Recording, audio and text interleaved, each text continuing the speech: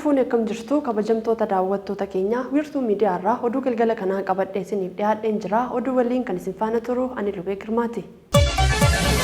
Wixineen labsii barnoota olaanaa leenjii teeknikaa fi ogummaa dhaabbilee qorannoo fi walitti hidhaminsa indaastirii mana maree bakka bu'oota ummataatiin ragga'e.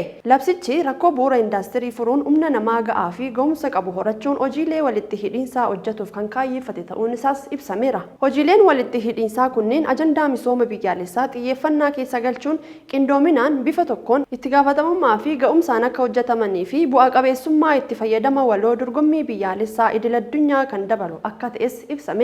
Qaamoleen qooda fudhattoota wixinee labsii kanaa sadarkaan mari'achaa turanii galtee fi fooyyessi taasifamee fi ragga'uunsa odeeffannoon ministeera barnootaarraa arganne ni mul'isa.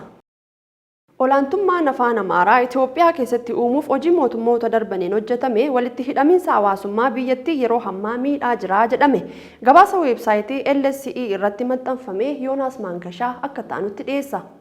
Weebsaayitiin Afrikaa beekamaan LSE jedhamu Instituutii Afrikaa Froz Laaljiitiin hoogganamu xiinxala ogeeyyii dhimma siyaasaa hawaasummaa fi dinagdee Afrikaa irratti geggeessanii maxxansuun beekama. Tibban ammoo barreeffama qorataa Yohaannis Waldamaariyaam kan xiinxala gaanfa Afrikaa fi baha giddu galeessaa irratti waggoota 10 oliif naannolee kana qorataa ture qabatee ba'ee jira. Itoophiyaan yeroo ammaa waldhabdee sabaaf sablammootaa kan dandeettii akka mootummaa sabootaatti hojjechuu ishee balaadhaaf saaxilaa jiru keessa jirti jedhama. Dhimmoota biyyattiin furmaata hin arganne keessaa tokko dhimma afaan isheeti. Bulchitoonni Habashaa afaan biyyattii biroo ukkaamsuun afaan Amaaraaf mirga kennuudhaan saba ijaaruuf yaalaniiru. Imaammata duubatti deebi'eedha jechuun barreessaa Yohaannis Waldamaariyaam seenaa ijaarsa sabaa keessatti yeroo baay'ee guddinni afaanii gahee olaanaa qabaachuus hime. Afaan sabaa beekuuf itti fayyadamuun hiika qaama sabaa ta'uu uumama. Afaanicha dubbachuun baajii hammatamuuti. Afaanicha diduun hawaasa diduu waan ta'eef akka sabaaf jaalala biyyaa hin qabneetti ilaalama. Garuu akka mallattoo amanamummaa hawaasa biraatiif ta'uu danda'a. Hooggantoonni siyaasaa mootummoota saba tokkoof hawwii qaban uumuuf yeroo dheeraaf afaan akka tokkoomuu fi waamicha siyaasaa qeenxeetti fayyadamaa turaniiru. Afaan Amaaraa afaan hojii Itoophiyaa kan godhate Impeerar Haayile Sillaasee ta'uu barreesse. Afaan kun amma mootummaan daldala ofiisaa raawwachuuf itti fayyadamaa jedhe. Haa ta'u malee uummata Itoophiyaa miliyoona 120 keessaa miliyoona 25 qofatu afaan Amaaraa akka afaan dhalootaatti dubbataa jedhe. Afaan Oromoo afaan baay'inaan dubbatamu ta'us eere. Biyyattiin garuu afaanota 80 ol fi loqoda hedduu qabdii jedhe. Garaagarummaan kun jiraatus afaan Amaaraa yeroo dheeraadhaaf deeggarsa ofiisaa mootummaarraa argachuus eeree jira. Afaan Amaaraa ol kaasuun afaanota biroo xiqqeessuun yoo xiqqaate Minilik lammaffaa bara 1889 hanga 1913 irraa eegalee waggoota 100 oliif utubaa sabboonummaa Amaaraa yookaan Abisiniyaa ta'uu eere. Afaan Amaaraa afaan mootichaa yookaan lissaana nugus jedhamee kan moggaafame yoo ta'u Habashaa ta'uu wajjinis iccitiin kan wal qabatu ta'uu barreeffamni kun ibsee jira. Maarksistii bara 1980 keessa Itoophiyaa bulchaa ture. Waldaa kanaaf deeggarsa bajataa kennaa turuus katabeera. Walitti hidhamiinsi mana amantaa kun afaan Amaaraa akka afaan Waaqayyo Abisiniyaaf kenneetti akka guddatu kan taasise yoo ta'u har'as adda ta'uun afaan kun haasaa siyaasaa Itoophiyaa keessatti gadi fageenyaan kan maxxanedha. Bara 1955tti afaan Amaaraa heera mootummaan sadarkaan erga kennamee fi booda gabaasa ministeera barnootaa tokko akkas jechuun akka labsee yaadachiise. Afaan Amaaraa sadarkaa adda addaatti guddisuun hojii barbaachisaa ida'amuu biyyaalessaaf bu'uura ta'edha jedhe. Homogeneity hordofuun mootummaan adeemsa maqaa iddoo jijjiiruu jalqabe. Magaalaan Oromoo Adaamaan Naazireet taate Bishooftuu Dabrazayit jechuun beekamaa ture. Maqaan magaalaa guddoo Finfinnee Addis Ababaatti moggaateen falmiin ho'aan kanarratti jiru ammallee akka addan ba'in barreessee jira. Weebsaayitiin kun namoota baay'eedhaaf afaan Amaaraa cunqursaa Amaaraa wajjin kan wal qabatu akkuma Afrikaanonni apartaayidii wajjin walitti dhufeenya qabanidha jedhame. Afaan jechoota nuyi dubbannu baay'ee caalaa afaan aadaa kan oofu aadaanis kan jireenya oofudha jedhame. Afaan Amaaraa kutaa Habashaa guddaan faarfama komii gareewwan sabaa fi afaanii biyyattii hedduu keessaa immoo isa tokkodhas jedhe barreeffamni kun. Addi Dimokiraatawaa Warraaqsa Uummata Itoophiyaa bara 1991 hanga 2018tti Itoophiyaa bulchaa ture. Itoophiyaa hara daangaa amma qabdu eeggachaa seenaa impaayera ishee darbe beekamtii kennitee deebisee uumuu barbaade jedhe. Qabeenyi akkamitti gara galma kanaaf akka ramadamu osoo hin ibsin afaanota hundaaf carraan akka guddatan kennamu akka qabus labsuusaa eeree jira. Akka ofiisaatti mootummaan amma jiru afaan hojii 5 afaan Amaaraa, afaan Oromoo, afaan Tigriffaa, afaan Somaalii fi Affaarii jedhe. Ta'us Amaariffaan waggoota dheeraaf mootummaadhaan sirna barnootaa fi miidiyaadhaan guddifachaa erga tureen booda olaantummaa horateeras jedhe. Araarama barbaaduuf namoonni tokko tokko qoqqoodiinsa afaanii riqicha godhachuuf akkasumas sababa faayidaa fi qabatamaa ta'eef afaan Ingiliffaa gara afaan hojiitti akka ol guddisan yaada dhiyeessuu jedhe.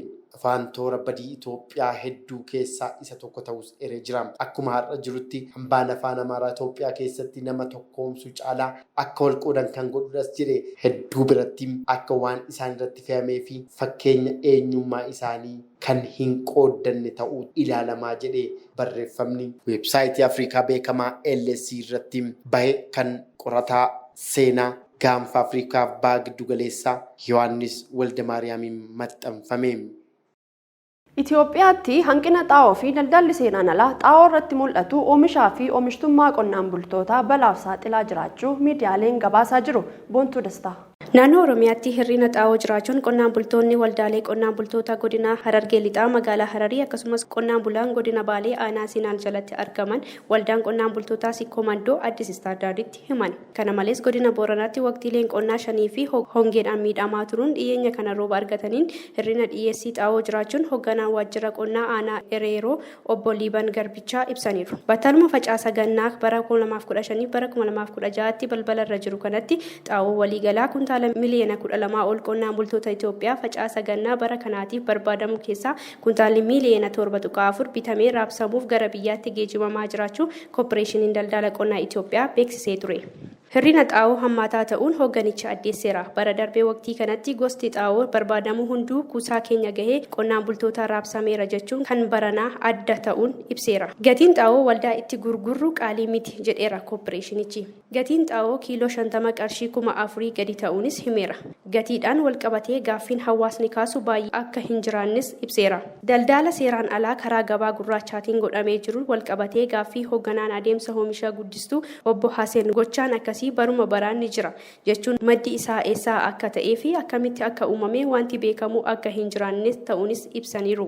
Rakkoon dhiyeessii xaa'oo fi hannaan raabsaa kanaa walqabatee uumamu naannoo Oromiyaa keessa qofaa kan daangeffate miti. Naannoo kanneen akka Amaaraa, Sidaamaa fi Tigraay illee rakkoon kun mul'achaa jira. Walitti qabaan koree dhaabbata qonnaa kanaa kan ta'e obbo Salamoon Laallee hanqina dhiyeessii xaa'oo rakkina sharafa biyya alaa mudatee walqabatee xaa'oo hamma barbaannu si'a tokko bituu kan hin danda'amne ta'uun ibsi manni marichaa baase kunis addeesseera.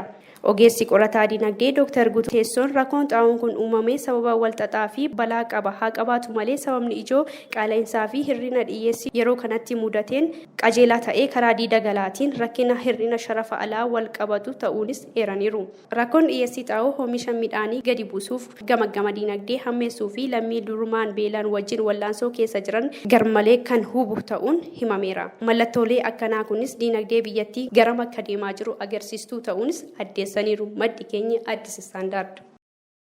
Baalli sammuu adoochuu ilkaan arbaa boba'aa fi jimaan gara Sudaan ce'uuf ture keellaawwan magaalaa Humaaraa, Diimaa, Bayikarii fi Raawiyaan itti to'atameera.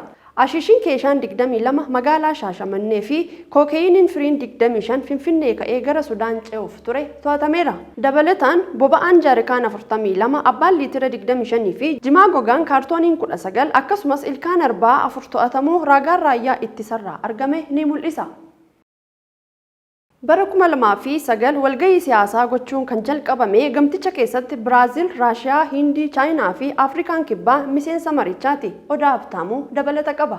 Maqaan BRICS jedhu qubee jalqabaa maqaa biyyoota kanneenii fudhachuun kan uumame ta'uun himameera. Afrikaan kibbaa miseensa gamtaa kanaan turre. Kanaaf maqaan garee kanaas jalqaba BRICS jedhamee waamama kan ture yoo ta'u, erga Afrikaan kibbaa miseensa ta'e ammoo gara BRICSitti jijjiirameera jechuun himame. Dubbii himaan ministeera Ajaalaa Ambaasaadar Mallas Alam torbee darbe dhimma yeroo irratti ibsa kennaniin Itoophiyaan dhaabbata idil addunyaa faayidaa ishee eegsisuu danda'u waliin hojjechuu akka itti fuftuu fi BRICSitti makamuuf ifatti gaaffii dhiyeessuu himan.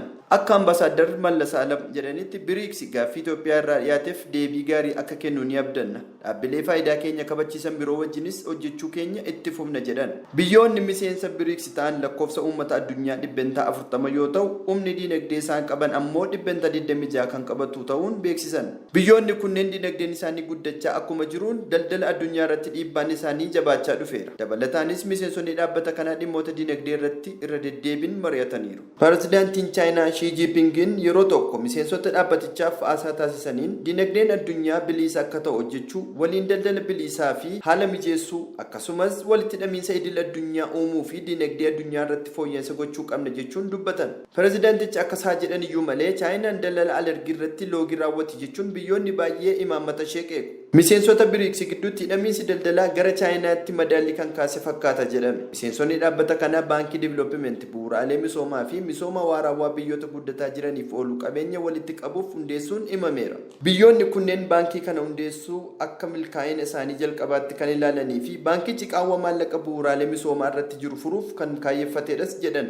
NDP'n yookaan oomishi waliigala biyya keessaa amma bara 2016 fi hanga bara 2017 doolaara biliyoona 1.5 liqeessuun piroojeektiiwwan 11 irratti investi gochuun himameera. Dabalataanis baankichi marsariitii isaa irratti akka ibsetti amma yoonaa piroojeektiiwwan 96 fi doolaara biliyoona 32.8 raggaasisuu beeksiseera. NDP'n yookaan oomishi waliigala biyya keessaa amma bara 2016 fi bara 2017 doolaara biliyoona 1.5 liqeessuun piroojeektiiwwan 11 irratti investi gochuun himameera. Dabalataanis baankichi marsariitii isaa irratti akka ibsetti amma yoonaa piroojeektiiwwan 96 fi doolaara biliyoona 32.8 raggaasisuun beeksiseera. Gamtaa BRICSitti makamuuf Itoophiyaa dabalatee biyyoonni akka Arjentiinaa, Aljeeriyaa, Saawud Arabiyaa, Yuunaayitid Arab Imireetisii fi Tarkiin gaaffii dhiyeessaa jiraachuun beekame. Gamtaan BRICS garuu amma yoonaa gaaffii miseensummaaf dhiyaateefiif deebii ta'ee yaada hin kennine jechuun BBCtu gabaase.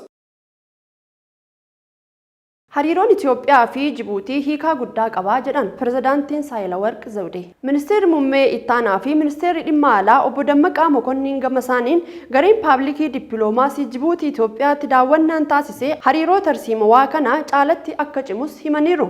Dursaan garee paabliikii dippiloomaasii Jibuutii fi ministeerri deetaan ministeera biyya keessaa Jibuutii Siraaj Umaariin gama isaaniin walitti dhufeenyi uummattoota biyyoota lamaanii damee daldalaanis akka cimu haala mijeessuun ni barbaachisa jedhaniiru. Jilli paabliikii dippiloomaasii Jibuutii turtii Itoophiyaatti taasiseen sagantaa ashaaraa magariisaa fi waltajjiiwwan marii adda addaa irratti hirmaachaa turu jechuun maddi kan ministeera dhimma alaati. Afrikaan walitti hidhamiinsa Afrikaatti sagalee tokko akka dhageessiftu walitti hidhamiinsa diinagdee cimaa uumuun dhimma ijoo ta'uu Komishinariin Daldala Turizimii, Indaastirii fi Albuuda Gamtaa Afrikaa beeksise. Dabalata qabna. Afrikaan waltajjii Afrikaa irratti sagalee tokko akka dhageessiftu walitti hidhamiinsa diinagdee cimaa uumuun dhimma ijoo ta'uu Komishinariin Daldala Turizimii, Indaastirii fi Albuuda Gamtaa Afrikaa Albeert Mochaan ibsan. Fooramiin hojii uumuu Afrikaa galma walgahii Gamtaa Afrikaatti har'a adeemsifamus jalqabeera jechuun fooramichi mata duree gabaa zoonii daldala bilisaa aardii Afrikaa ammattummaa hojii uumuu dijitaalaa fi faayinaansii si'achiisuu jedhuun adeemsifamaa jira. Komishinariin Daldala Turizimii, Indaastirii fi Albuuda Gamtaa Afrikaa Albeert Mochaan yaanni gabaa waloo Afrikaa kan maddisiifamee abbootii dhaabbata tokkummaa Afrikaa yookaan Gamtaa Afrikaa ammaatiin ta'uusaa kaasanii mul'anni isaanis zoonii daldala bilisaa aardii Afrikaan dhugoomeera jedhaniiru. Zooniin daldala bilisaa Afrikaa carraa Afrikaa egereef murteessaa ta'uu erga ibsanii booda biyyoonni miseensa gamtichaa dhugoomsuuf xiyyeeffannoo addaan hojjechuun akka barbaachisus dubbataniiru. Biyyoonni dhimmoota taarifaa, kootaa, seeraa fi kanneen biroof furmaata kaa'uuf ejjennoo cimaa qabaachuun dhugoomsuu gabaa waloof carroomuu akka qabanis komishinarichi kaasaniiru. Gabaa waloo Afrikaa uumuun walxaxaa ta'us kan hin danda'amne miti kan jedhan komishinarichi biyyoonni qormaata osoo hin ta'in carraalee zooniin daldalaa fidu irratti xiyyeeffachuu qabu jedhaniiru. Afrikaan waltajjii addunyaa irratti sagalee akka qabaattu biyyoonni walitti hidhamiinsa diinagdee cimaa uumuu akka qabanis hubachiisaniiru. Adeemsi walitti hidhamiinsa dinagdee Afrikaa karaa sirrii irratti argama. Abjuu keenya dhugoomsuurraa wanti nu dhaabu hin jiru jechuunis ibsaniiru. Fooramichi guyyaa har'aa dabalatee guyyoota 3 kan turu yommuu ta'u, mata dureewwan carraa hojii uumuu, zoonii daldala bilisaa Afrikaa fi kanneen biroo irratti mareen paanaaliis ni adeemsifamu. Kan daawwachaa turtan oduun sa'a kanaaf qabannee dhiyaanni kana fakkaata ture. Nu daawwachaan waliin turuu keessaniif hedduu sin galateeffannee wiirtuu miidiyaa irraa qophiilee afan waliin turtii gaarii.